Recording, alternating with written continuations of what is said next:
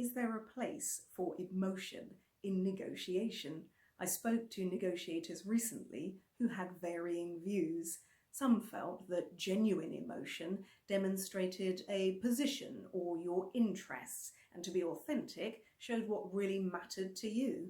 Others felt that emotion is best used tactically. We may show delight or disappointment or anger, but those emotions are a simulacrum. They should be acted for maximum control and maximum effect.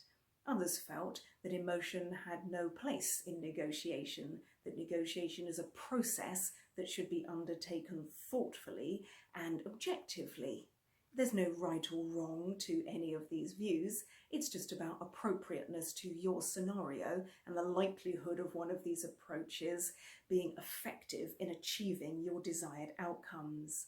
I think perhaps for new relationships with an unfamiliar colleague or with a new buyer and supplier, we may find then that we must choose our emotions carefully to meet the style that we're seeking and the objectives to ensure that emotions match in terms of the words, the attitude and the style that we adopt for the relationship. Perhaps compassion is very suitable as an emotion to show that we're listening and that we're concerned about the needs of others. Perhaps being more assertive is a better style for when we want to set clear expectation for the future.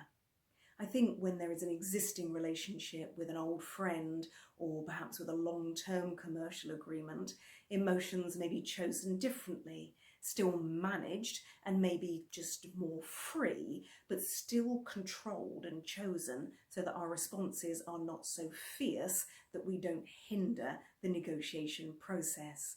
And there may be times when negotiation may be put to one side, when there is no past or planned future relationship and where it's not helpful to the process.